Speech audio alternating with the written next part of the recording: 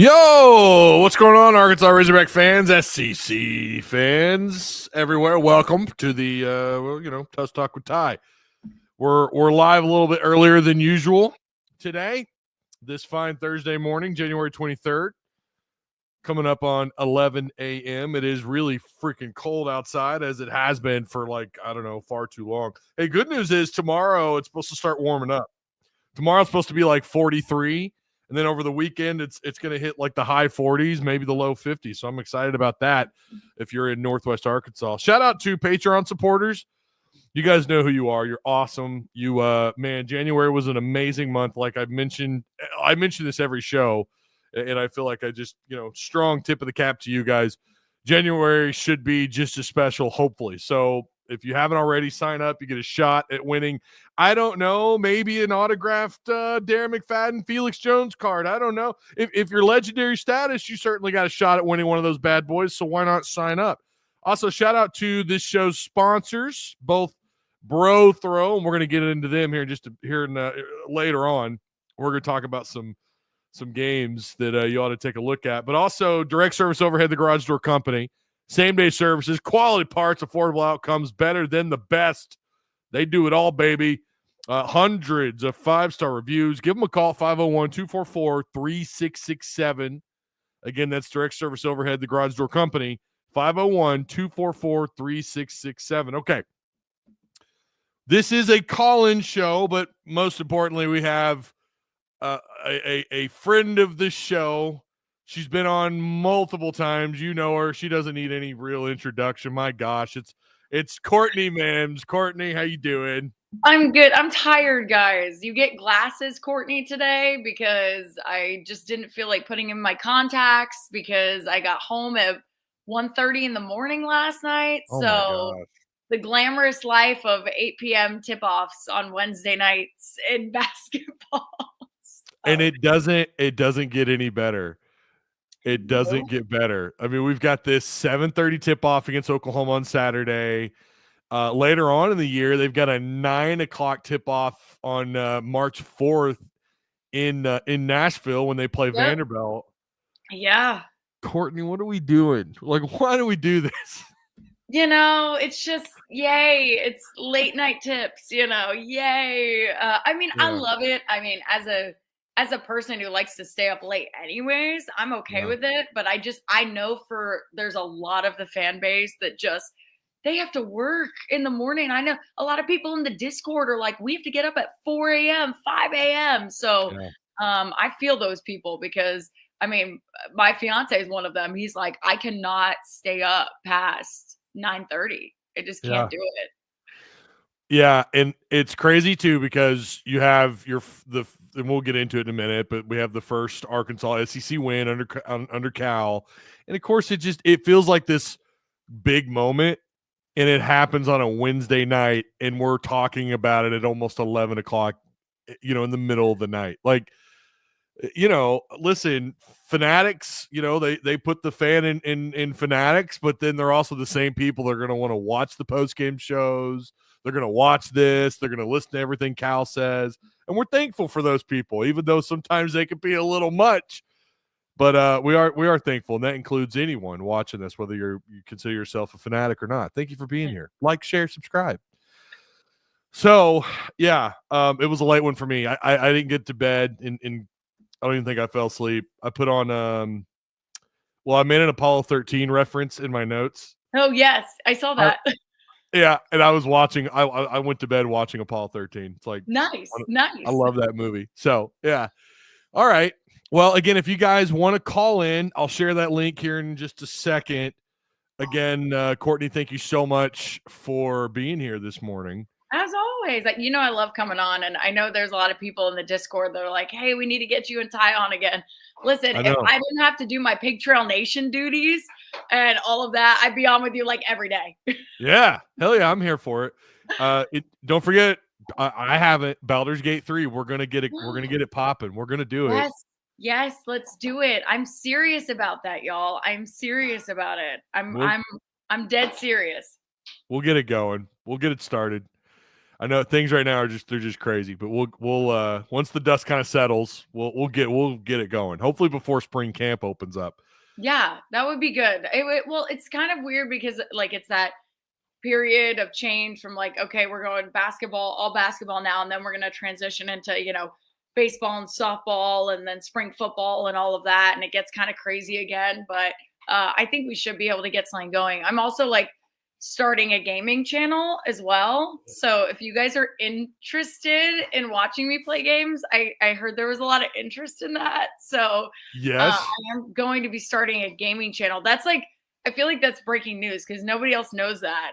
We're getting it set up right now. So yeah. So if you guys are interested in that, want to play games with me and we can like stream it and have some fun, that's what we're going to be doing. So that's going to be awesome. Yeah. And yeah, you're going to share those in our Discord. You're going to do that. I will share them all in the Discord. And if, again, I want to play with you guys. So like, that's a way that we can maybe, connect past Arkansas athletics. So I love it. I'm here for it. Absolutely.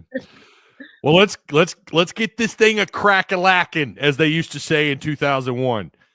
Cal gets his first SEC win after starting 0-5.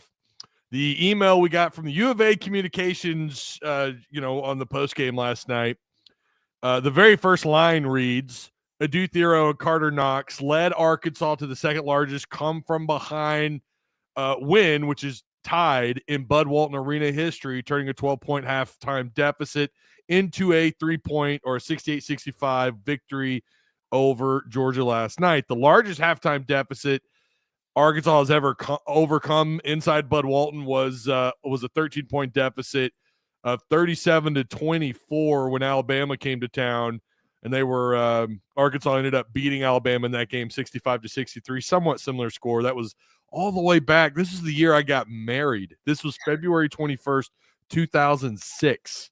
Wow. Yeah. While ago. A long time ago. So yeah, they overcame a 12-point from behind win tonight or last night.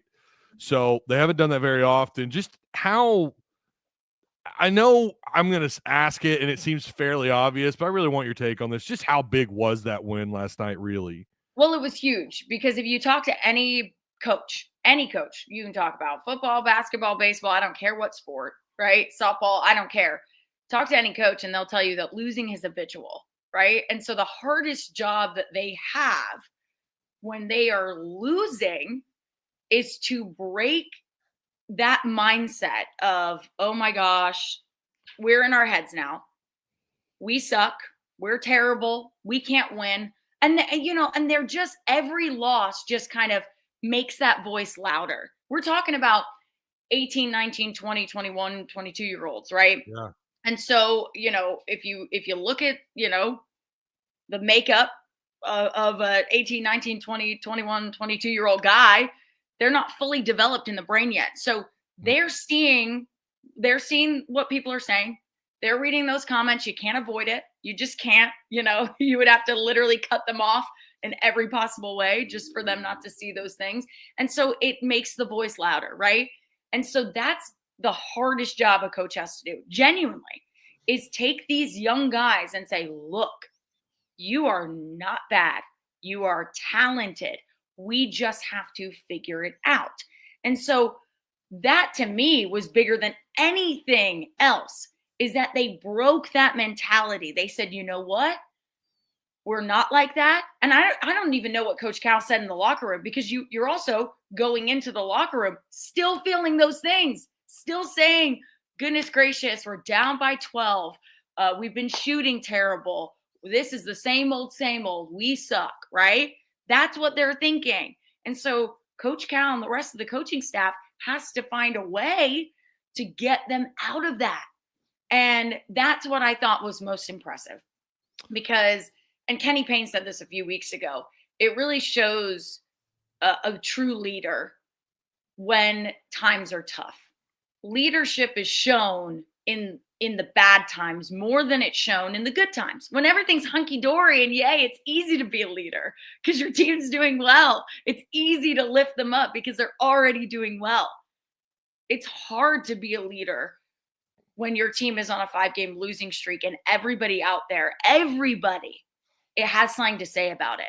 And especially now, I don't know if you guys have noticed this, but if you turn on national news and you turn on, ESPN or whatever you want to, CBS or whatever you want to watch or consume, the conversation, whether you like it or not, is about Arkansas men's basketball and Coach Cal. I mean, they're discussing it on Part of My Take. They're discussing it everywhere because he is a national brand. And that's what you get from hiring a coach like that. And so you're hearing it from everywhere. And so I think it's more impressive to me, not just how they played in the second half, not just how Adu Thero and Carter Knox played, but the whole team coming together and saying, we're better than this. We can do this. That to me was what this team needed. Yeah, I couldn't agree more.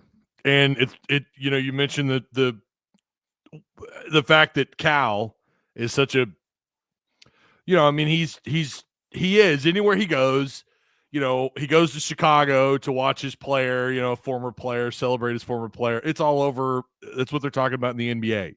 That's what they're talking about. The Bulls are talking about it. In fact, it was on their national, it was on their freaking tweet, their official Twitter. Yeah. But then what also comes with that, and players are seeing this too, it's the archaic talk, right? When they talked about him, and you've got what do they call that? Anonymous coach say that they don't fear Cal anymore and all this. They're seeing this. They're hearing this. Oh yeah. So it just goes more into just how big last night was. So then the follow-up to this is now what? Now what do they do? No Boogie Flan, no real depth. I mean, we're talking about an 8-man rotation. Point guard spot being questionable. This feels like the Apollo 13 mission, Courtney. So many obstacles to overcome. Should fans expect more of what we saw last night versus Georgia? Gritty, ugly, getting it done around the post, getting to the free throw line, almost must-like style ball. Is that what we should expect moving forward? Well, I sure hope so. Something worked last night. And so I hope that you would take that into your game against Oklahoma this upcoming week and talking about that game against Kentucky, which is looming and going to be here much quicker than we realize. And so, yes, I hope that something has clicked and something has went into their brain. We talked, 2 days ago on the triple-double. And which is if you're in Northwest Arkansas and you listen to 92.1 The Ticket, I come on the Triple Double with John and Deke every Tuesday night at 6:00. It's a great show. If you're on the radio, if you're driving home, give it a listen. It's fun. I'm on it. They're on it. It's great, and they're great personalities too. But I think it was Deke who brought up that this could be kind of like the Ewing effect, and I was like, oh. I guess I really didn't think of it that way, right? But then I started really thinking about it, and I was like, okay, actually, it could be, right? So, and if for anyone that doesn't know that theory, I know a lot of you probably do, but your best player goes down, right? And the team actually plays better without one of their star players. It doesn't have to be your best player, just one of your star players. The team, something happens mentally with them. And they all decide, okay, one of our top players is out. Something clicks where it's like, we have to play better as a team. And they actually go out and play better. And so maybe it's one of those things where it's like, okay, Boogie, we have said it, on Pig Trail Nation, maybe Boogie being hurt and being completely not an option to go to could actually help this team. Because I've said it all along, they're just not playing as a team. They're just not playing together. They don't have the mindset right now.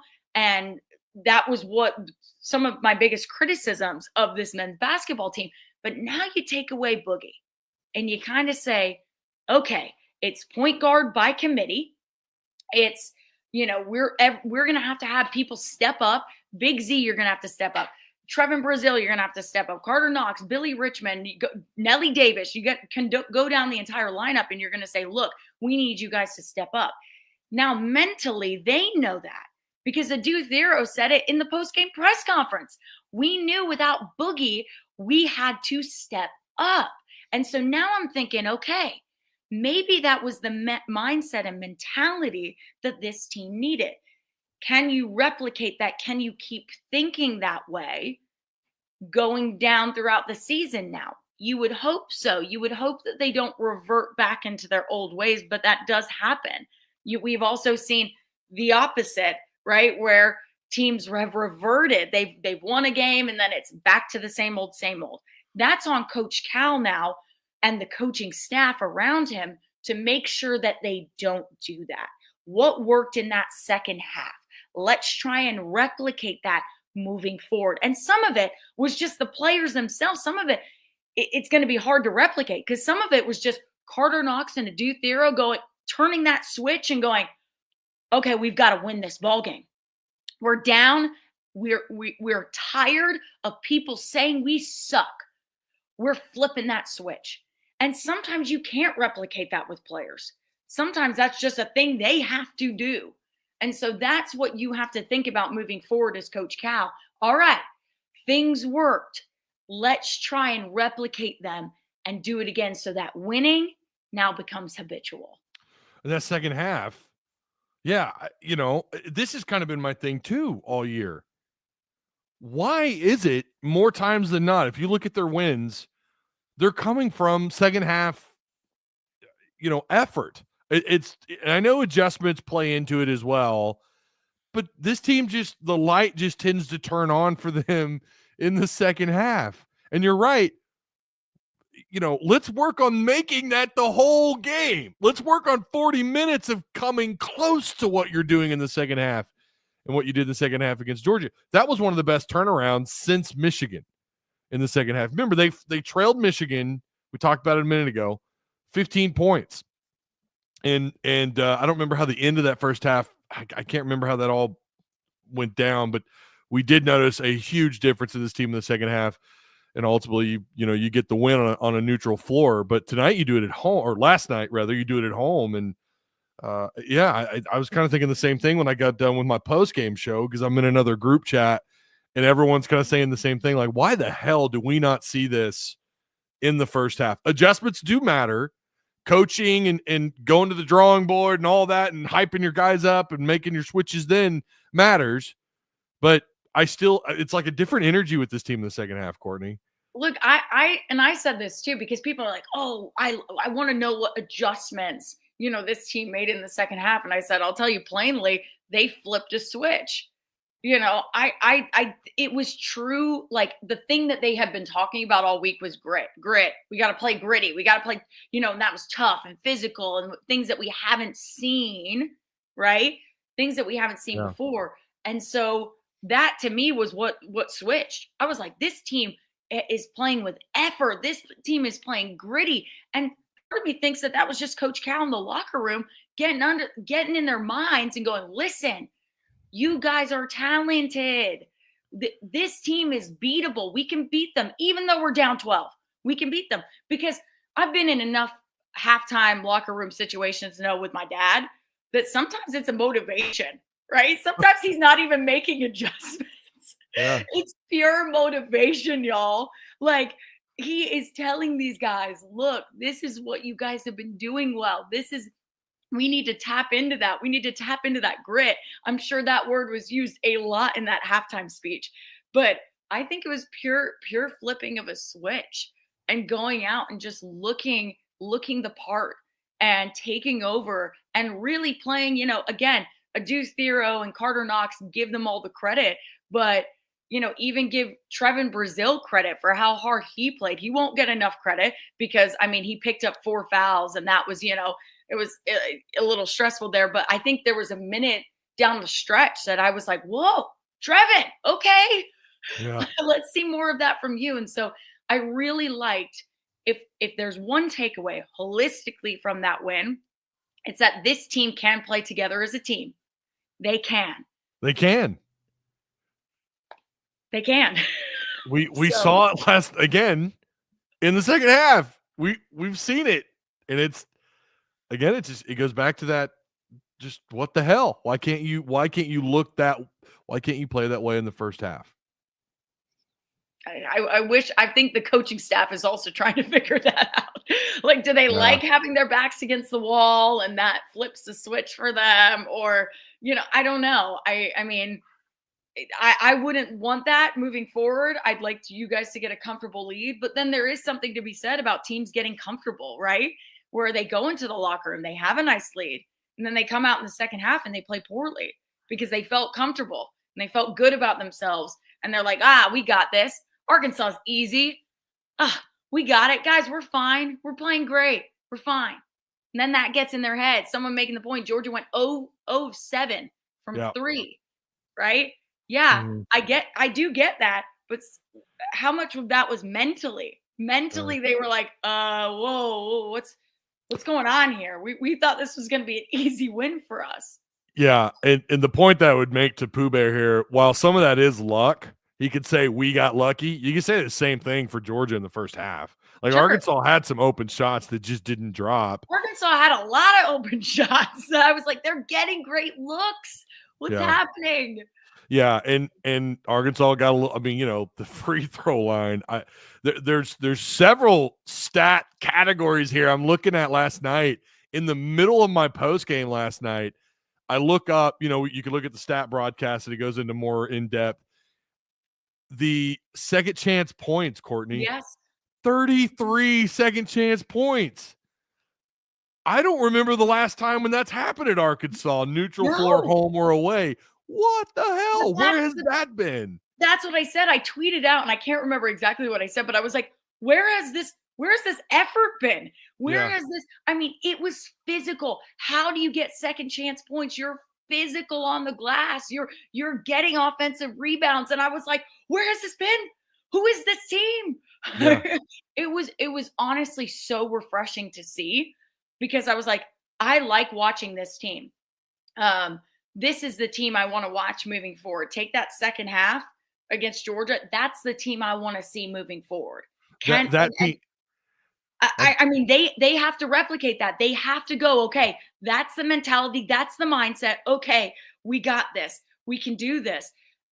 Coach Cal, he's gonna have to figure out how to make that mentality last 40 minutes, right? Oh man. If that team that showed up, and I hate doing this because it is a little cliche to say it, and I've said it so many times, but I don't care. I think it's valid. If that team last night that showed up in the second half plays full games, we get that kind of effort on the offensive board. If you get those many opportunities on second chance points, that means you were shooting high percentage off those offensive boards. If that team shows up and plays, I don't know, maybe 35 minutes instead of just 20, they're going to win a lot of games. They will. They could. But they will. And I hate to say this, I don't have a lot of faith that they're going to do that, but I hope I'm wrong. Before we get to this phone call here really quick, I wanted to bring up, sticking to Calipari here for just a second, I wanted to bring this up if I could do this here. Sure. Screen, where is it? They don't make this easy for you. Hang on. I wanted to share this tweet from Andrew Hutchinson. Oh, okay. Yes. And if I could, it won't pull up. Hang on. Oh, dadgummit. StreamYard, it's great, and then sometimes it's not so great. Well, it's not pulling it up. Okay, well, anyways, I'll just read his tweet. How about we do that? Andrew Hutchinson had tweeted this last night. This was after Arkansas got the win. But he says, and this was last night, 11 hours ago. I'm hesitant to say this because I know many of you probably don't care, but it's really disappointing that even after a win, John Calipari spent less than 10 minutes with the media and answered only 4 questions in his postgame presser. He goes on, replying to the tweet, this shouldn't matter to you, the fan, because it's you who loses in this scenario. It's my job and the job of my fellow sports writers to ask questions you want answered. Hard to do that when you don't get the chance. This is not a dig at the U of A communication staff either. It's not them who are cutting things off. So you and I go to post games, or well, you do. I don't because I'm here, but yeah. I've been in that room, and I've been in the media room, and been around coaches, and you've obviously been in these scenarios as well. What is your take on that? I've been saying this for a while, that the media cutting off access like they did with football. I think that was a Pittman thing. I didn't like it. I think we are there when you and I get to go, and when Trey Biddy and Andrew Hutchinson and Mason Choate, we're there to do a job, and that's to give you the information that we see at these games or at the practice, whether it be spring, fall, or during the season. And when they take that away, I get why they do it. And it kind of it's the same thing here. You're taking away more fan access. And when you're cutting, I mean, that post game was 9 minutes long. I know there are a ton of questions that they want to ask. I've got a lot of questions I would love to ask. What are your thoughts on Andrew's tweet there? And do you agree, or do you get it from the, obviously being a coach's daughter, do you get it from that perspective? Just kind of give us your thoughts on that. Yeah, so I understand where Andrew's coming from. Let me just first say that. And I think when you bring up the Pittman stuff with cutting off access, that is a little bit different than what's happening here, right? Because I know Mike Kaywood, who is the basketball sports information director, and he is super nice, super great guy. And Andrew did make this point. It wasn't Arkansas that cut off access. It was Coach Cal not wanting to answer any more questions, just getting up and leaving after 4 questions, I think it was. There was multiple people with their hands up, multiple people with microphones. Even our own Pig Trail Nation's Evan Camico had a microphone and had his hand raised, ready to ask questions. And so that to me wasn't on the university. I think because, Kaywood has multiple times allowed coaches to go as long as they want to, right? And as coaches allowed, hey, yeah, let me answer this one. Let me answer this one. So I don't think it was on the university at all. I think you're really looking at Coach Cal and who he is. And this is nothing new, guys. This is nothing new. No. You talk to Kentucky media members, they're like, one of the first things they said to me was have fun in the press conferences. And I said, why do you say that? And they said, because you may get 3 questions in and Coach Cal will leave. And I said, win, loss, it doesn't matter. Win, loss, it doesn't matter. He will answer about 3-4 questions and leave. And so I think that's just him, where he doesn't want to stick around and answer questions that long. I remember one press conference, and it was on a road game, where he said, guys, I got to be with my team. Like, one more question, and he even said, he said that. So I think it's just him. Every coach has a different personality. Do I agree with not sitting there and, I would like, if it was me in the seat, I'd want to answer everybody's question. Now, after a loss, I may be more like Muss. So I may just be like, 1 question, I'm done. I don't want to listen to anything. But say what you will about Muss. When it was a win, he would answer a ton of questions. That's just his personality.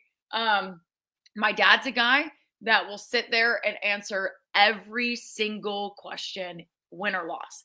He likes to make sure he understands the role of the media, A, because of me, but B, because he just has always understood the role of the media and how the media can help and not hurt you all the time, that they can be your friend, not an enemy.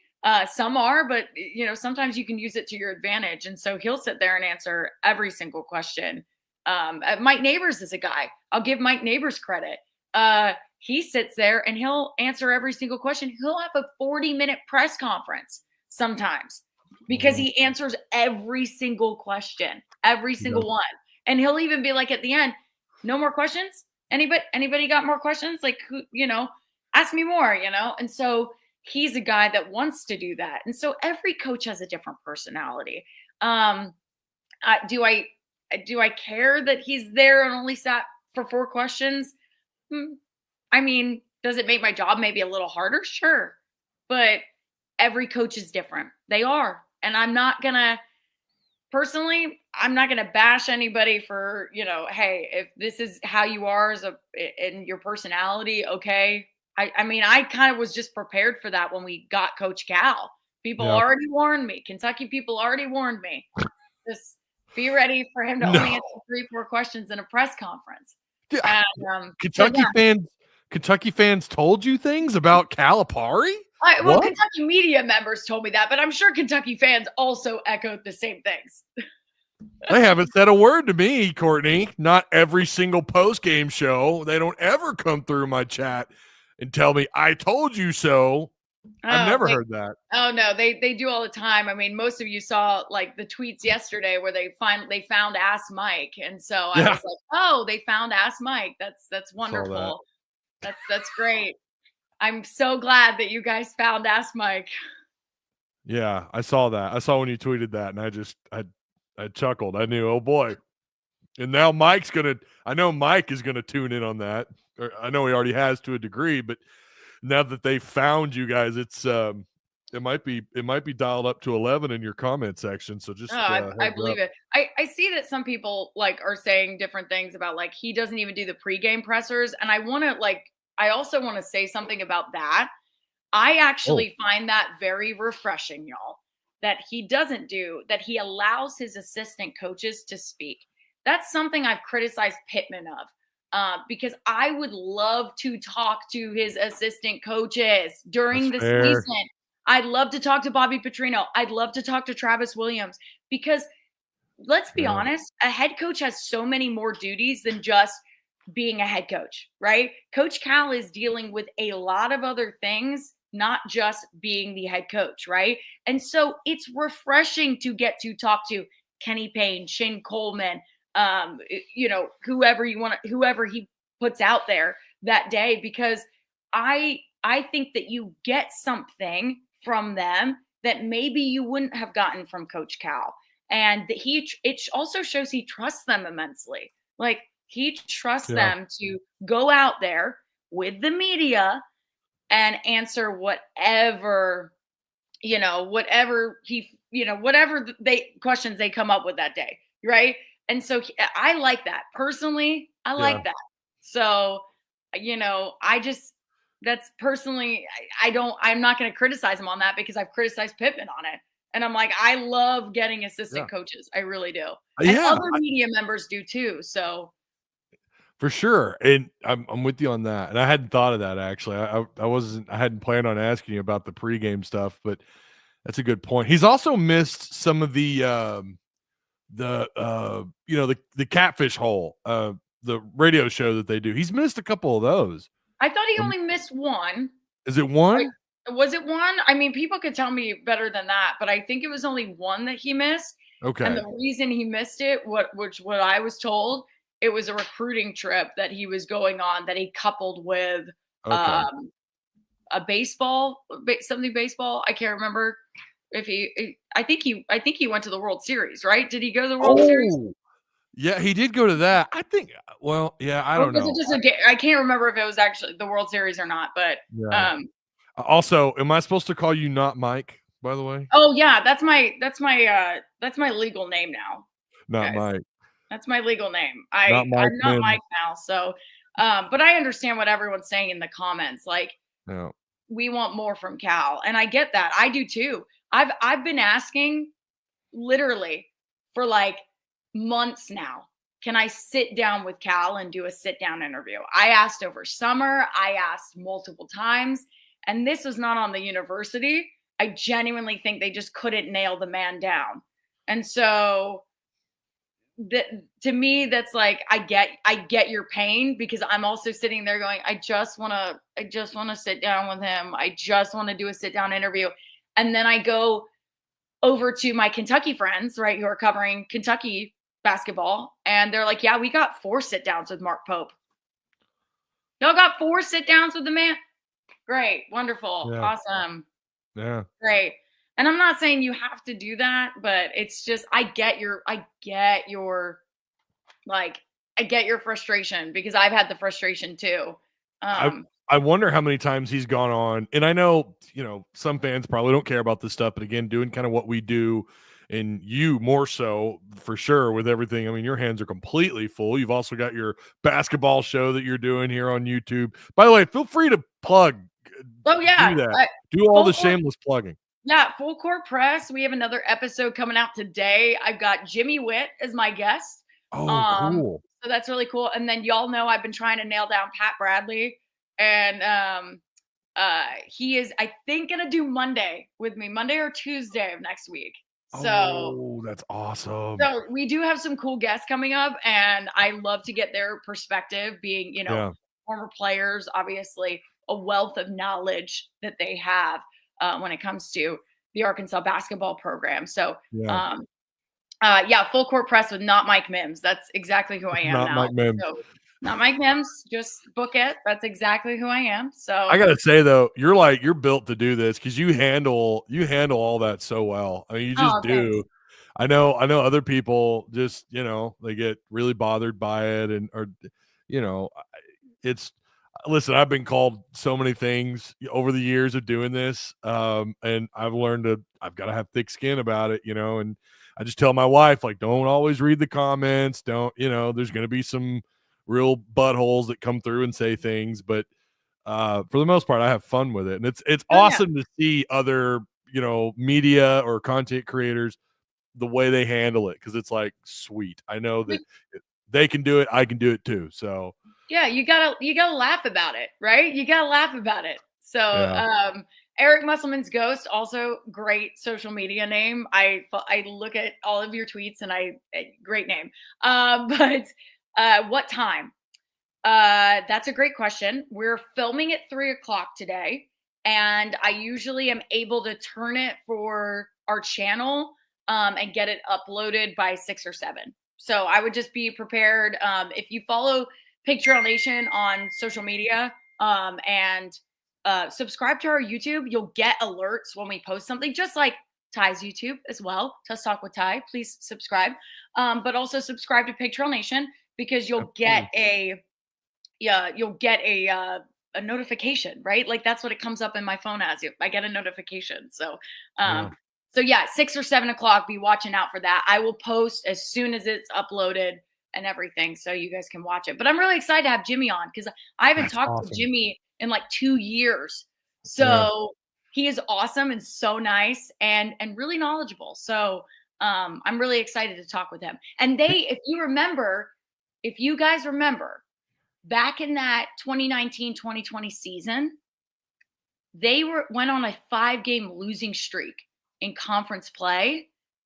And it was like really, I felt like that was a really down low point for that team where it was like they just lost by this much, right? And overtime losses. And it was a 5-game losing streak. And so I'm going to ask him about that, and his mentality and how they kind of broke out of all of that with their team and what they did. So and he was trying to remember his background. He played at like SMU for a little while. Yeah. Because he went to Arkansas and then he transferred and then he came back. Yeah. In 2019, 2020. That's right. Yeah, man. Yeah. Jimmy Witt, that's gonna be awesome to listen to. He's awesome. He's super cool. So but yeah, so anyways, but yes, I will have that on today. So I'm hoping you guys will all watch that as well because it'll be great. So well, moving back to this for a minute, Adu Thero last night. What a game he had. He's going to have more of nights like last night.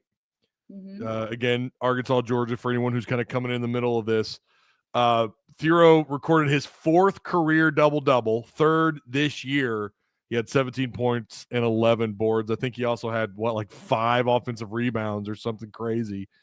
They're going to need more of that, Courtney. What we saw last night, they're going to need him to step up, maybe even more so, especially with the absence of Boogie Flan. What were your thoughts on his game last night? And do you think I feel like I know the answer to this, but do you feel like he's capable of being that guy night in and night out? I think he's capable of it. We still need more data to see if he is that guy, right? He's certainly capable of it from the moment we started watching him, right? Even this was in non-conference play. I was like, man, this guy is awesome to watch. When people asked me who my favorite player to watch was, it was Adu Thero. And people were like, oh, but Boogie Flan, I'm like, yeah, Boogie Flan is awesome. Don't get me wrong, but I love this guy and the pure athleticism he has. He is a pure athlete. When he flips that switch, like I've said before, he can take over a game. The question is right now, we've seen one game. We have seen one game. People have made the point. Cal is not off the hook. This team is not off the hook. I said that last night at my show. I said, look, that was great. Now you got to keep doing it. Now you can't just win one and then go, okay, back to what we were doing. Yay, that was it. Have a great day. They've got to keep it going. And that's the question for me is, can Adu Thero be consistent enough to be that athlete night in and night out? Because right now it's point guard by committee, right? I mean, you've got a team that has to play all together, that has to share the ball, that has to know that it's not just going to be you cannot just rely on Adu. You can't just go, okay, Adu, Boogie's gone. You're going to take over all that offensive production. No, Boogie was your leading scorer. Boogie still is your leading scorer. Adu is your leading scorer. Adu is still your leading scorer. Boogie was your second leading scorer. You can't just now go, okay, Adu, take over, do it all. That was the mindset that I think they were kind of in before. And now with one of the star players gone, hopefully that's changed the mindset a little bit. Like, we've all got to step up. Every single person has got to step up. And Carter Knox made a point of that in the press conference last night too. I want to see more from all of them. I want to see more from still more from Nelly Davis, still more from Jonas Adu. I like the hustle Trevin has. Can he be consistent? Can Big Z be consistent? Right? That's another question I have. I like Big Z when he's playing well, but we've got to see that consistency from these guys. And so to me, I can't answer that for anybody right now. We're going to see against Oklahoma this Saturday. Can this team continue to replicate that performance? Yeah, and you're right too. I mean, Adu was your leading scorer, but at the same time, it's not like this guy went off for 30 points. He had 17 points. He had 11 boards. I'm not trying to downgrade what he did, but just kind of speaking to your point earlier, this was about grit. This was about execution. This was about hustle. That's how they won this game. So while it was on that performance, without Adu, you don't win this game, without a doubt. Without Knox, Knox had 13 points and 6 boards. I mean, he almost had a double-double. This is the best night Knox has had in a Razorback jersey to my memory. Nelly, you mentioned Nelly. Oh gosh. Nelly. 1 of 10 outside Courtney. And I know Cal told him, what was it? I think you said it earlier. Take shots, not turnovers or something. Like, go ahead and take the shots. Those are better than turning the ball over. But I can remember, and I think it was Muss that said this, bad shots might as well be turnovers.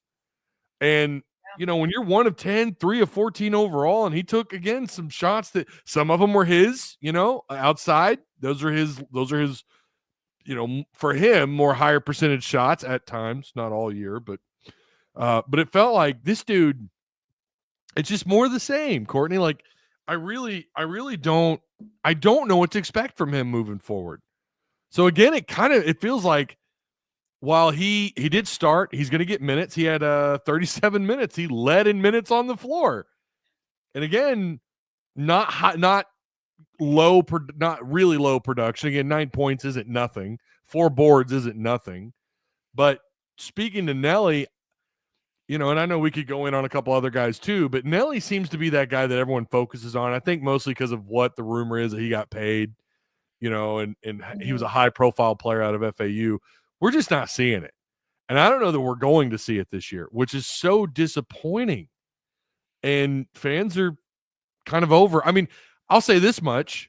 I don't know that I want him getting 37 minutes against an SEC opponent. I don't know that I want him getting 37 minutes. I don't know that I want him taking 10 shots outside, Yeah, I mean, that you have a good point, but the problem is with this whole experiment that Coach Cal did with just, I'm going to have, 9 main guys. Yeah, I'm just going to have 9 guys. That's all I'm going to have. And then yes, I get the point that, college basketball coaches make where it's like, you're only going to play if you look up and down every stat sheet of every game that was played last night, you'll only see really 7, 8, 9 guys played, right? You won't really see it go deeper than that. But the difference being with some of those other teams is that they do have options that they can go to past that 9th player. Like, look, if we have injuries, I still feel comfortable playing maybe my 10th, 11th, 12th guy, right? I still feel maybe a little bit comfortable putting them in the lineup. Cal doesn't have that. People are like, I want to see Milo Sanchez get minutes. And I'm like, I don't know if you do, because the difference in talent level is much more of a drop off than you would think it would be, right? Because you're like, oh, he has them on the roster, he has them on the team, why doesn't he utilize them? They're essentially walk-ons for him.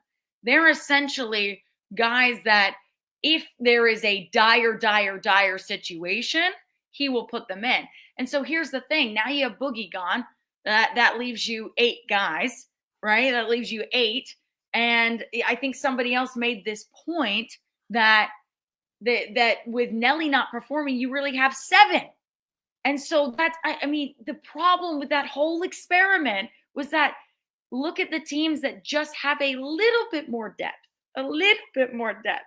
And you don't have to be a Missouri where you play so many of your players. They're an anomaly. They are. But having just a little bit more depth, that's where this is the situation that we're in right now, where it's like, okay, it would be nice to play your 10th, 11th guy and be kind of comfortable about it, just to give your other guys a rest. So yeah, this is the problem too, because, and you've already hit on it and they're talking about it in chat. Yeah. You have these injuries. It's never felt like a complete, it's never been a complete roster because of injuries. No. And the fact that you don't have a 10th, you can't you can't rotate in, you can't scrimmage, you can't do this stuff. And then when you're hurt, you really can't scrimmage. I don't know. This speaks to what I've been saying since last night and maybe even since their loss to LSU.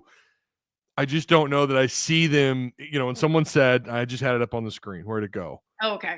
A couple of wins and they'll turn it around. I had it up on the screen and now I don't see it. Oh, no. Here we go. Ty, this team, and this is Hog Blitz, who was in our Discord. I don't know if he's still in there. He hasn't said anything in a while. Ty, this team has the talent to turn things around. You win 2 or 3 in a row here, and the NCAA tournament could be an outside shot. And I think that's fair. And that's actually going to lead into the next question I had, or next topic, which was winning at home and how much it matters right now. I mean, it always matters, but now more so than ever for Arkansas. You won last night. Oklahoma, as you and I have already mentioned, is within reach. You've got to go to Rupp. I'm sorry. I don't like Arkansas's shot there at all. I just want it to be competitive. Please don't get blown out at Rupp. I know you're supposed to take it a game at a time, but I like to jump ahead a little bit. But you have, Courtney, a number of games at home that certainly seem like they're within reach. So then that could set you up for, I mean, think about it like this. All these quad 1, quad 2 games, right? Of course, it matters where you play them, at home, on the road, on a neutral floor. It sets you up, though, to play some high net ranking teams in the tournament where maybe you go in, maybe you sneak out 6 wins, 6 conference wins, and you get a couple in the tournament. I don't know how much that bleeds into the postseason, into the selection committee, how much that really affects their decision. I think history says that their minds are kind of already made up before the tournament, or before I was going to make that point that they don't really take the comp. Like, I have never seen them really go, whoa, the conference tournament has really changed our minds, about it. Unless somebody totally crazy, unless somebody like in Arkansas goes and wins the whole conference tournament. And then you might have okay, do we put Arkansas in? And, you may have a conversation like that. You may not. But it's an interesting point that you bring up, because you say how important it is to win at home. I think they do have to. There is a sneaking concern of mine with how they've started in SEC play, that if they do want a shot at the NCAA tournament, they're going to have to pick up some road wins too. That's personally, that's how I feel about it. Oh, and yeah. if I'm on the committee, it's about important to win at home. If you can pick up some road wins, and I'm not even saying that many, maybe one or two. If you can do that, well, they might be looked at. And it's also how the other SEC teams perform through the rest of the conference slate. I mean, we really don't know right now, because a team like Georgia, I mean, they've looked really, really good this year, quite frankly. A team like Missouri, who just finally got into the rankings, has looked good all year. And so do they keep playing well? Does Georgia bounce back from this loss to Arkansas? Can they make a splash in the rest of conference play? Can Missouri keep it up? These are questions I have that will affect how Arkansas's resume looks at the end of the year. But besides what other teams look like, Arkansas has to worry about themselves. They have to, like you said, defend Bud Walton Arena. They do. And two, I need to see a road win would be pretty good with the resume. A road win in the SEC would look good with the resume. That's how I feel about it. So I'd like to see how they do, playing really well at home, defend that home court, and then can you pick up a road win or two? Well, let's keep something in mind. I know we got to take it a game at a time. I don't see this happening, but if Arkansas were to get hot in March, and they, because they play 2 games in March, regular season games. I think you ended against Mississippi State inside Bud Walton Arena. Yes. That'd be a hell of a win, by the way. That would be. If you go into the SEC tournament and you win it, well, you're an automatic qualifier. You're in. Yeah. So I don't see that happening. But and then to someone's point, with the SEC growing in size and tourney championships becoming less relevant in postseason play, football/basketball, is it time to do? Oh, I read this wrong. I thought he was making a point. Is it time to do away with the SEC tourney? They're not ever going to do that. It makes too much money. Yeah, it makes too much money. But I will say, and you're right. Like typically, I think their minds are made up. I can remember Texas A&M. I think it was 3 years ago. Remember they went on that run? Yeah. And they didn't get in. And they did. And it was like the craziest thing too, because they absolutely should have been in. I will die on that hill. The fact that they were left out was insanity to me. Played for it all. They won whatever it was, three games in the tournament. Yeah. They were underdogs in all 3. I think they beat Arkansas on their way there. Yeah. And they played, I think it was Kentucky, right? And they lost to Kentucky in the SEC championship, or was it Tennessee or Florida? I can't remember. But anyways, and they played them. They lost the championship game, but still had, it put them at like 20-something wins or whatever, and they still were left out. Now, I will also, and this has been a debate I've had with somebody else about this, the SEC has never been this powerful. Yeah. And so how much do those net rankings benefit you in the tournament if you can get a couple under your belt? Do they have an impact? But again, I think you and I are really on the same page with this. I think by then it's probably already decided, unless, I don't know, maybe you've won 6 SEC games and you win maybe 3 in the tournament. Maybe that's enough to push you over. But you go back to that A&M that season and they didn't get in. No, I don't know. I truly think they make it. They decide those things and then they watch the tournament games and they go. They already have it set and they really don't want to change it. And then they see those tournament games and they're like, oh, okay, yeah, we're just gonna keep doing what we're doing. You know what I mean? I think they should take them under consideration, though, because I think so too. You're going to play neutral floor games anyways. And these teams play their asses off in these tournaments. I mean, I don't know what it is. I actually kind of enjoy the conference tournaments because this is like a and I know there are some teams too that just won out. I think Musselman, there were a couple of years there where we were like, we know we're in. Let's just get this over with. I get that. But there are some teams, again, A&M being a good example, Vanderbilt. I'm trying to remember. There was another underdog that kind of surprised people a couple of years ago in another tournament, another conference. It's like a prelude to what could happen in March Madness. I just enjoy basketball. Maybe that's what it is. But I mean, if you're looking at the teams that again, those are the teams that are playing their best ball, right? And so it's like that time you've gone through the gauntlet of of conference play. And so, okay, we're getting in at a tournament, and who is going to care more about it? Who is going to show that extra passion, that extra effort? And that, to me, is a precursor, like you said, to March Madness.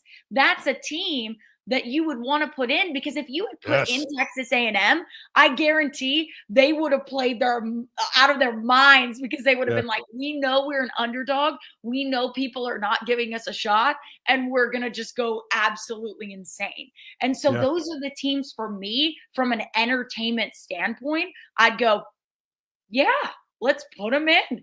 Let's see how they do, And I think the other thing too, and I've said this about the AP Top 25, I'm like, I feel like every week they just don't want to rank so many SEC teams.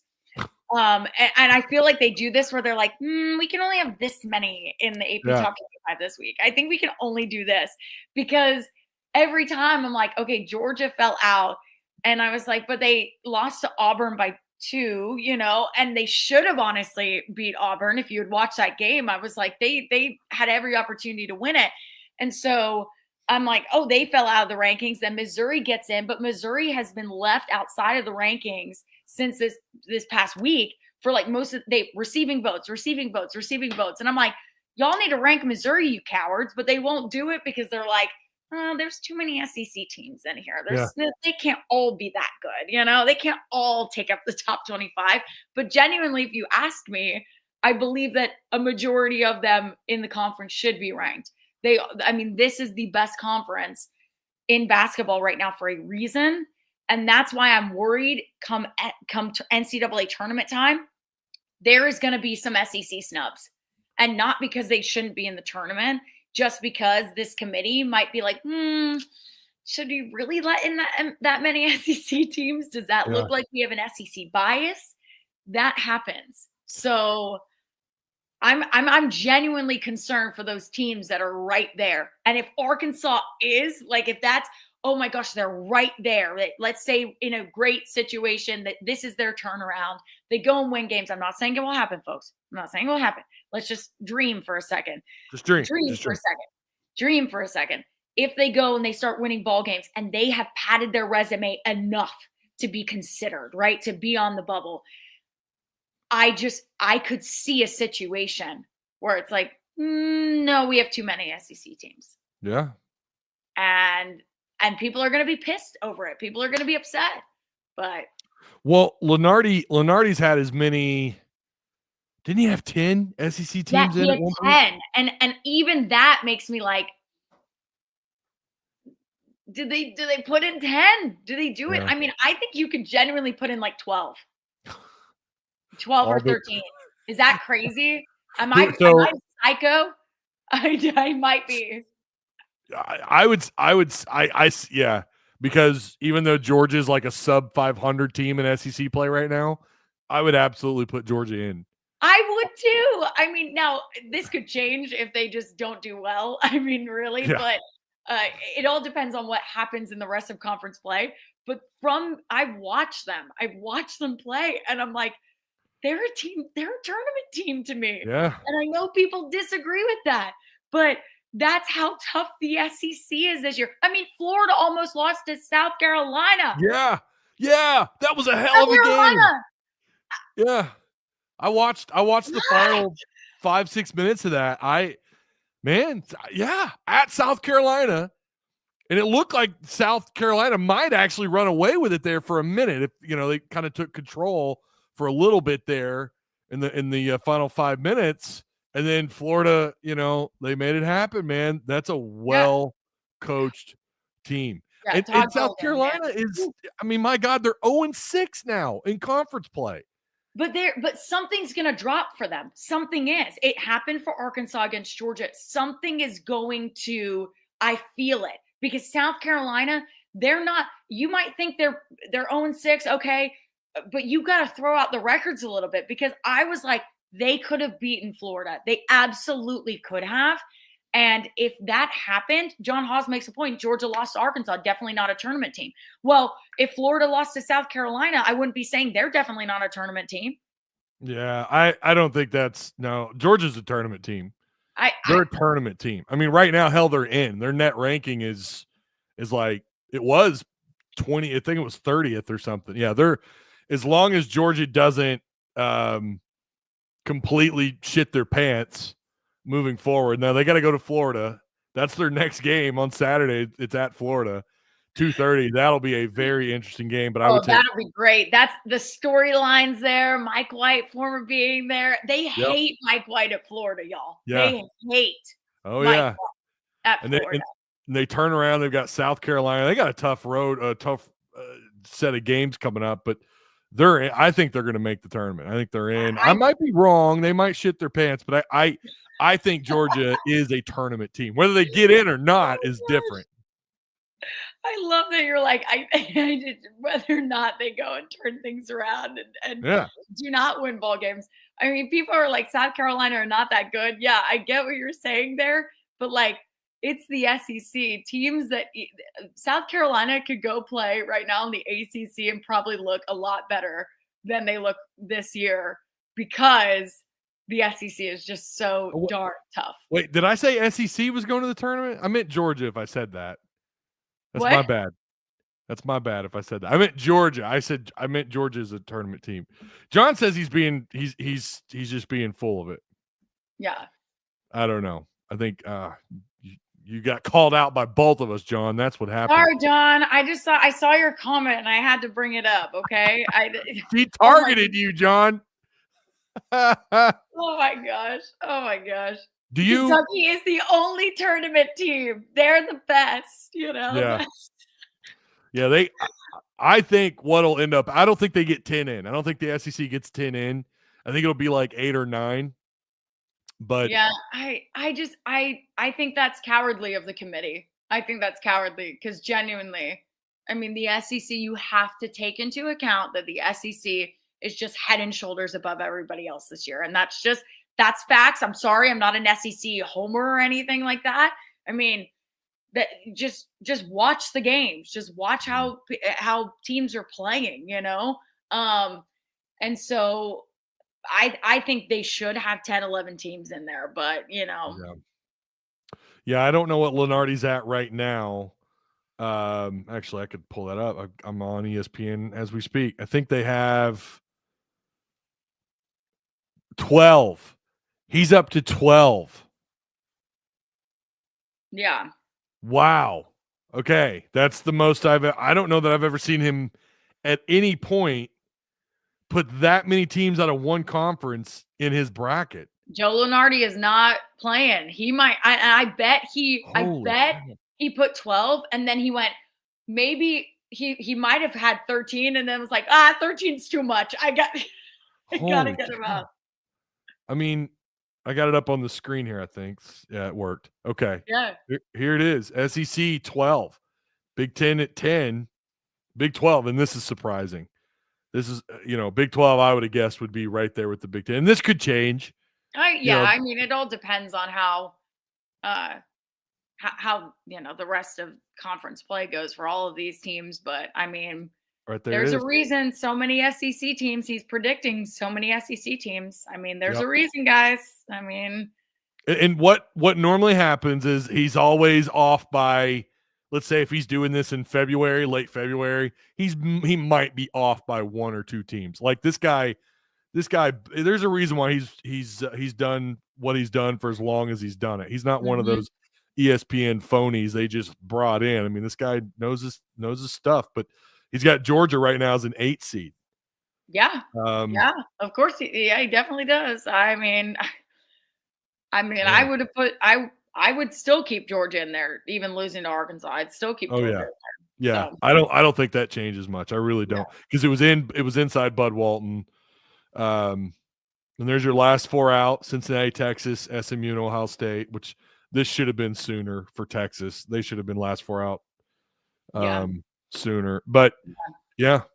Yeah. So I mean, I don't disagree with him there. 12. I mean, I think he probably maybe even went down and was like 13. He was like, yeah, we maybe can't not. do 15. No, there wouldn't be 15 teams. But No, gosh, that would cause the rest of the conferences to riot. They would be like, oh Greg yeah. Sankey, who are you paying here to get Yeah. 15 of your team? That'd be a little sus. That'd be red flags for It would sure. be a little sus. And I get so transplanted Texan makes a good point to my thing if they're on the bubble and if that's my hypothetical scenario there. And I do believe you're right. Calipari being who he is and being the brand and everything, that's a lot of storylines. So I think that's something that they bring up in that room, right? To help with that resume, to help push them in. I think you're exactly right. My worry is that, again, you have these people who would be in that room counterpointing that and going, well, sorry, but we can't put this many SEC teams in. We just like somebody has to give. And so that's why I'm like, they've got to do enough. That's why I talk about away games and defending the home court. They've got to do enough so that, hey, they're not that team that they're talking about. Oh, we might have to, we can't put too many SEC teams in, so we have to drop the worst one, right? You don't want them being that team. You want them to have enough where it's like, okay, they really turn things around. They're really feeling good. And they've won enough games to basically show us they can make a splash in the tournament. What was your feel on officiating? Blind Squirrel Sports wants to know from a Razorback perspective. I think he's a Georgia fan. Okay. I think he's a Georgia fan. I thought I saw him say something earlier about. Oh, is that like Georgia's not making the tournament or something? Yeah, I think that was him. Oh, dang. Okay. How do y'all feel about the officiating during last night's Georgia versus Arkansas game? I guess if you're a Georgia fan, I'd like to know your perspective as well. Yeah, me too. I mean, you can go first, Ty, if you want on that one. I know, like every possession, there's probably something the officials miss, but there was one Big Z. It was so blatantly obvious. He like picks the ball up, moves over 2 steps, and then dribbles it again or whatever. It was so blatant, and I thought that is some supreme home cooking if I've ever seen it. And the official's not far. Yeah. I don't know. It's certainly in the first half it did seem a little one-sided. This was probably one of the rare times I wasn't paying as much attention to officiating until I looked at the free throw attempts. And I was like, holy crap, they are calling everything. And they were. Fortunately for Arkansas, they shot 85, 86%, which is insane at the free throw line on that many attempts. I don't know. I guess I don't really have much to say about the officiating because I just wasn't focused on it until later in the game. Later in the game, yeah, it was like they were calling everything. Arkansas absolutely got a little home cooking with, welcome to college basketball, right? I mean, especially for teams like Tennessee who can play as physical as they want at home. I mean, that is what it is. Everyone bitches and moans about the Kansas City Chiefs and how the officials love them. Watch Tennessee at home. These guys, I have watched them play at home so many times, and I've never seen a team get so much home cooking in my life. Before Arkansas and after Arkansas played there. It is what it is. But no, certainly some calls were missed, and then they called everything. So I don't have much of an opinion. I don't know. What do you think?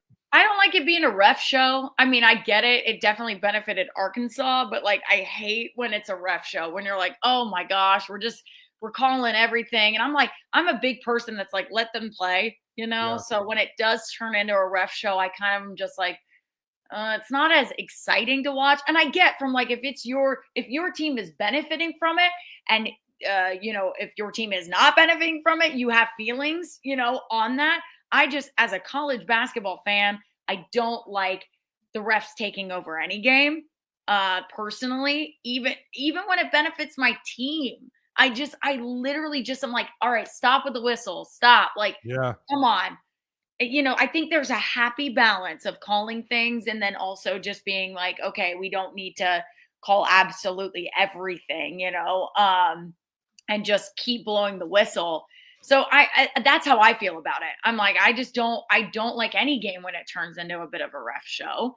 And last night in the second half, they were calling everything. And I went, oh, this is benefiting Arkansas, but this is getting a little much. So,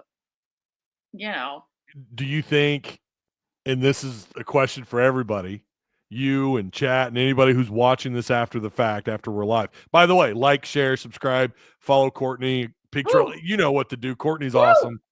Do it. Do you think? I think do you agree that there was home cooking for Arkansas last night? Yeah. And then okay. Yes. Without that, do they beat Georgia on a neutral floor? That's the question, right? That is the question. I mean, I'd like to see the same game maybe in Athens, or on a neutral court, like you said. I really would like to see. I would like to see that because I do think there were some calls that I was like, okay, that went Arkansas's way, and I can understand how Georgia fans are like, oh my gosh, what the heck? That they're just getting everything, and I understand that. I get that. Okay, I can look at things that way, and I understand that people are like, Georgia's fouling too. I get it, but when it turns a little bit into a ref show, me personally, I don't really like that. I will say though, to get calls and to get whistles, you got to play physical. I like that effort from Arkansas because they were being physical. And so I was like, yes, get the refs to blow the whistle, get the refs to do that. And so there is a little bit of that going on as well, where I think Arkansas really upped the physicality, the effort, the grit in that second half. And we're getting more calls for that. And so, and drawing more fouls. So there's a balance, right? That's kind of how I feel. I'm trying to tread that lightly because I know we have a lot of Arkansas fans here, but I really don't like a lot of calls. I don't. I'm a daughter of a coach. I'm like, most of the refs tick me off on a daily basis. So, and I have gotten kicked out of games because I've yelled at refs. You've been kicked out of games? Courtney. Yep. My dad had to Jessica Mims. Ma'am. Getting kicked out of games. Oh my God. Someone's going to clip this and put it in Discord. Courtney's getting kicked out of games, y'all. Y'all, when I tell you, if you ever go to a basketball game with me where I'm not working it in any official capacity, you would be like, who is this woman? Who is this woman? I mean, I hurl insults at them, and I get that because again, when I would go to the games, like growing up with my dad, I think it was like a learned behavior from some of the wild people that were in the stands with me. And so, I mean, I literally would get very passionate. And because I didn't, I always held the belief, like, I'm not going to yell at the other team or their coaches, but I can yell at the refs. You're going to take it out on the officials. If my dad can yell at the refs, I can yell at the refs. So, if my dad gets a technical, tee me up as well. Tee me up. Give it to me. And so I did. I got teed up and I got kicked out of the game. So nobody clipped that and tagged Tommy Kraft. Nobody do that. Why is it bad if we tag Tommy Kraft? Oh, he's an official. He officiates high school. I didn't know he actually officiated. Oh no. Don't tag him, please. Please. No, I know. I don't know how that man. I don't know how he's got to have a full plate. I mean, he officiates and he runs. He does everything with the radio. He officiated. That's awesome. Sorry, I did not know that. He actually officiated a Farmington game where they were celebrating my dad's graduating class the year at Farmington when they won their last state title. And he actually officiated that game, which is pretty cool. Well, he better have a alert on me, because when I have a kid, and I mean, my fiance has already talked about this with me. He's like, you are not going to the games. And I go, no, I have to. He's like, but there are some rules. Okay. You cannot be that parent. And I'm going, no, I am going to be that parent. I am. God. And I'm sorry. I already know it's just a part of me. I mean, Jeff, sometimes when we're watching games together, he'll look at me because I'm in the comfort of my own home. He should record me sometimes, but I don't want people to know that side of me.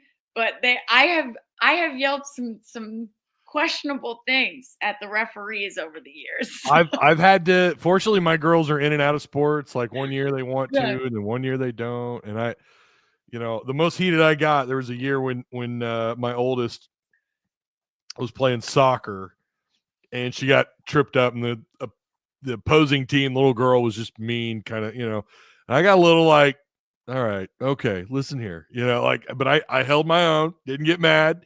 There was a Chick-fil-A was there giving out, or, you could buy food. They had those little pop-up satellite tents where you can go and get some food. And I just, gonna walk away, so I feel you on that.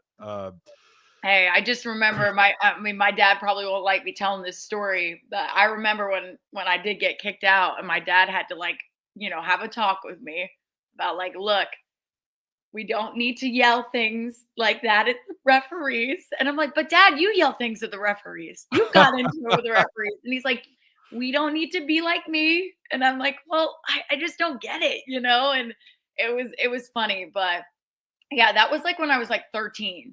So I've kind of grown up from then. Yeah. But if there's a clip from me getting kicked out, getting escorted out of the game, that's funny. I'll pull it for you guys, because my parents are super embarrassed. Super embarrassed. Well, hey, there's nothing wrong with being a little passionate about the sport that you enjoy. I mean, yeah, being a little too passionate there, a little too passionate. John, I won't be the little league parent. I'll try my best. Okay, I'll try my best. All right. Okay, you guys can hold me to it. Okay. I'll do my best. Knowing that Tommy Kraft is an official, I'll shut my mouth a little bit, Yeah. It's when I figured that out a few years ago when they were talking about it on the radio about a game he was officiating. I was like, wait, what? Yeah. He's a ref too? I didn't know that at all.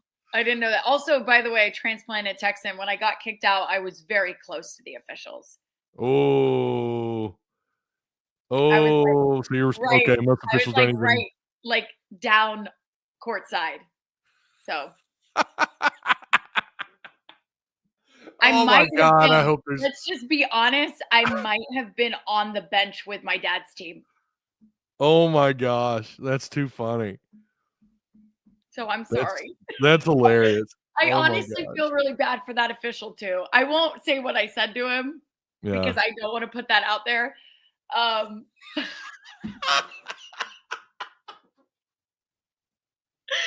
can't believe I'm talking about this, guys.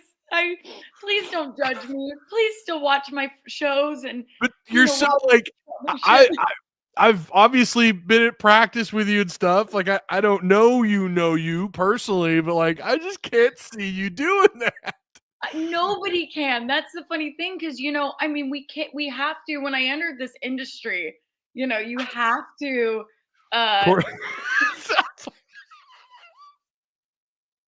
Guys, I can't believe I told you guys this.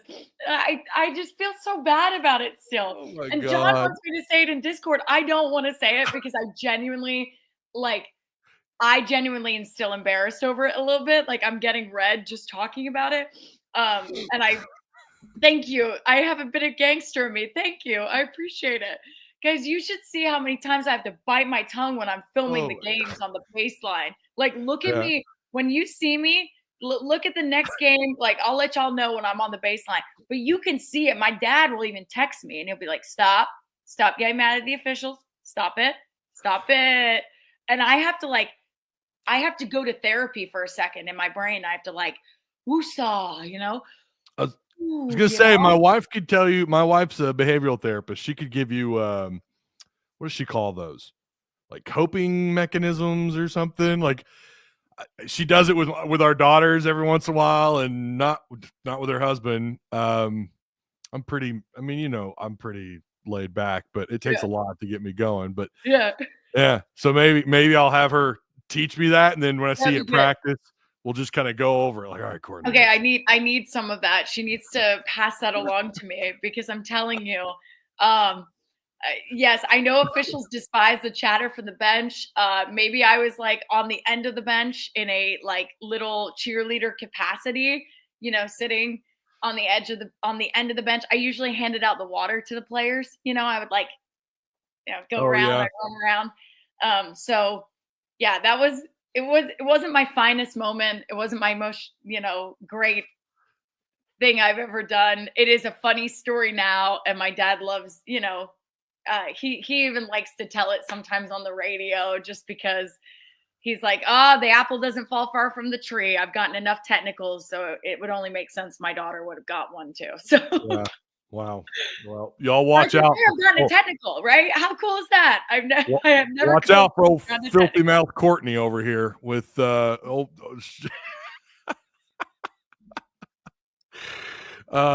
that's funny. Yeah.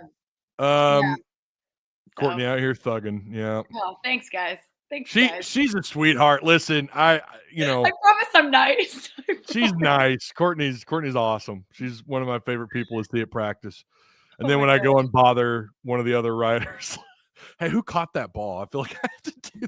Who was that on that route right there? And someone. You can bother them. They put on a face. They'll put on a. Yeah.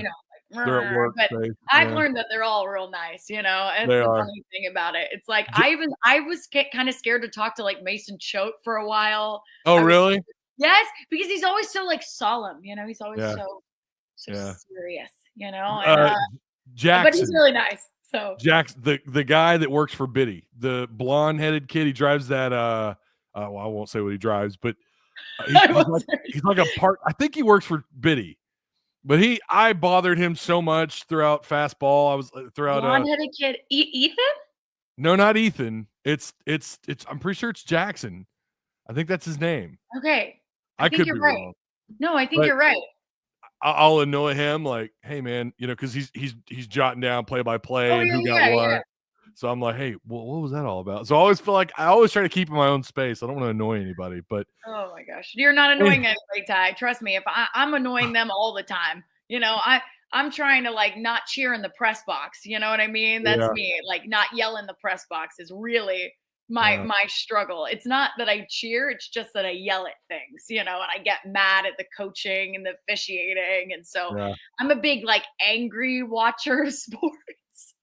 Which is crazy for me, but that's kind of how I do it. So I get more volatile when, and I don't know if it's because, obviously covering the Razorbacks is different. I get more volatile with like watching the Celtics in the playoffs or anytime I watch the Rams.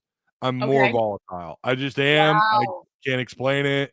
Or the Cardinals, when they ever make when they ever get out of their own way. I'm not going to get into that, but yeah, I don't know. Razorbacks, it's different, even though I'm from here and I'm born and raised in Fayetteville, but it's just different. I don't know. And Austin asked me this in Discord a while back, like, you can pick against the Razorbacks? I'm like, well, yeah, but I can't do it for the Rams. I can't pick against the Rams, so I don't know.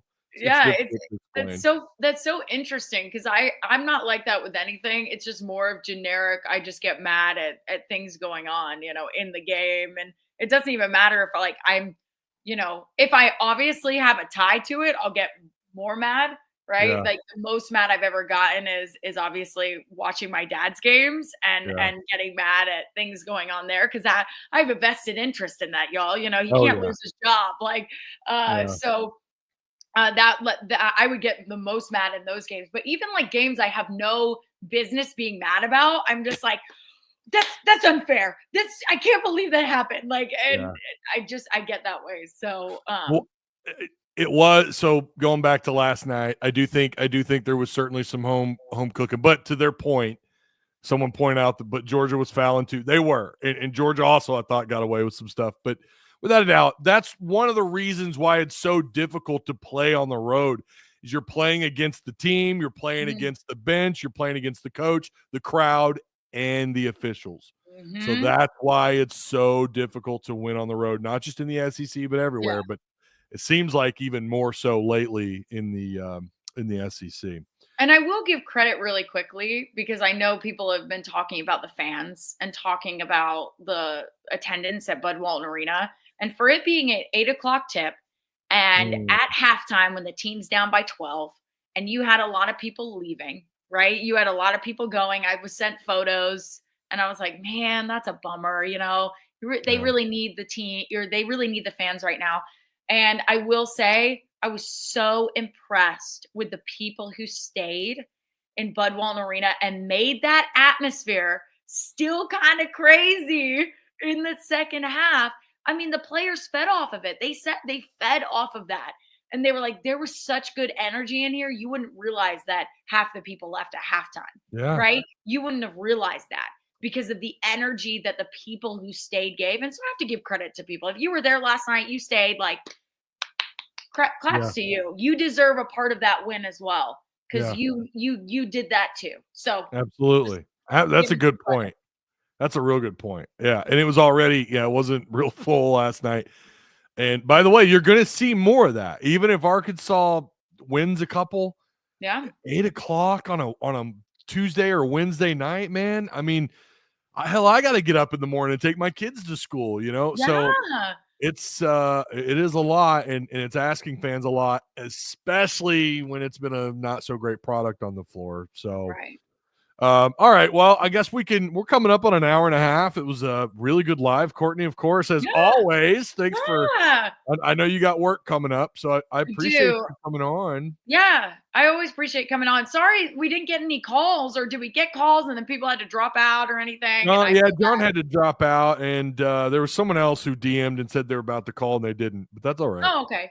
Well, hey guys, next time we'll do one in the evening, and maybe we'll get more calls or something. So maybe more people can call in. I was enjoying with the chat comments though. Those are always good. You guys are always so. I love Ty, and this is credit to you over any other live stream. The people who watch your lives are genuinely so interesting to hear from in the chat. And genuinely, I like the talking points they're giving. So shout out to all of you guys in the chat for making this really interesting and giving us stuff to feed off of and getting you guys involved in the show. But next time, I'm looking at some of you to call in. We got to hear from you too, okay? Y'all have good things to say. So we'll do an evening show. We need to do an evening show because when we get evening shows, it's like caller after caller after caller. It's popping. It's popping when these people get off work. They're awesome. Grabbing a beer and they want to call in and rant and rave. So for sure. Yeah. All right. It's good. So I appreciate you for having me on, Ty, though. It was awesome. Absolutely. It's always fun having you on. And again, follow her across her socials. It's at Mims Courtney. Is that right? Is it at Mims Courtney? Yeah, it's at Mims Courtney on social media. And then I also will plug Pig Trail Nation as well. Follow Pig Trail Nation. We have good content as well. I know, obviously, watch Ty. Watch your man Ty, okay? But if you want to dip your toe in some other stuff, we have some cool stuff on Pig Trail Nation. Yesterday, we did a whole show with Mike Irwin and Evan, and we talked about the Jeff Goodman article. I saw that. So good stuff there. Really good stuff. So Blood Diamond Entertainment, call in. You've got good things to say. Call in. We want to hear from you. But also watch Full Court Press later on today. Please support that show. It's my baby. It's named after me. It's my first show I've ever had that's named after me. So please support it because I really do love that show and everything. So well, it's a lot of work that goes into this stuff, being a content creator.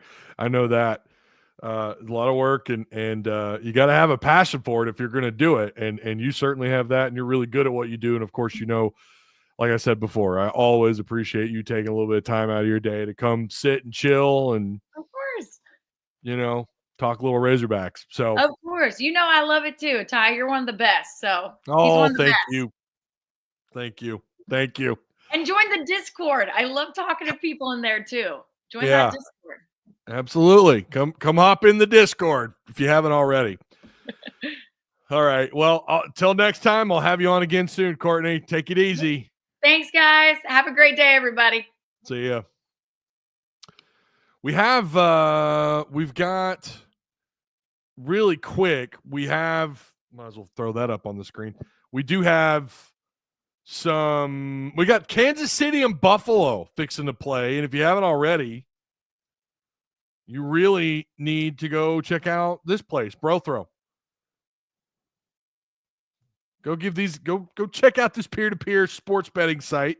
They are a sponsor of Tusk Talk with Ty. Right now, the Chiefs are favored at -1.5. That seems a lot of you guys are putting Buffalo in the predictions. So put your money where your mouth is. Go put something down on this. I saw you guys in the predictions. So many of you picking Buffalo. So right here, you got an opportunity. And then we have what's going on with the Washington. Oh.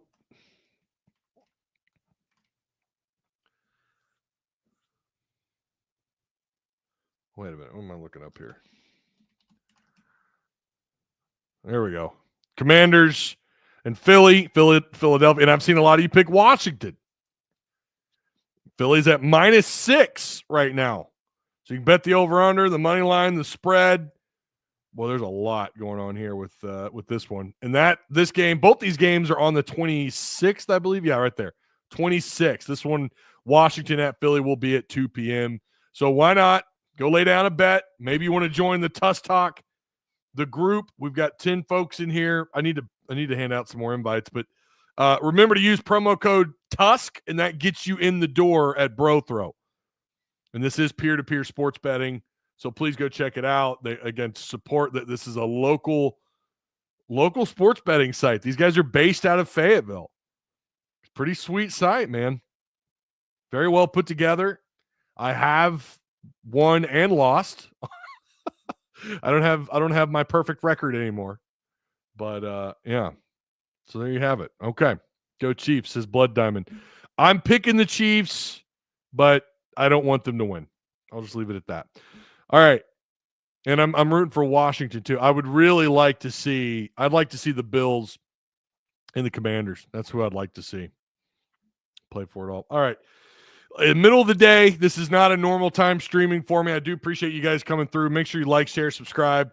Please check out the Patreon if you haven't already. I mean, it did really well. Last year was the best year I've ever had with Patreon, and I want to keep that thing growing. It helps where I don't have to run ads on these shows, and because I don't do that. I try not to run ads most of the time. So yeah, and I enjoy creating that specific content as well for Patreon supporters.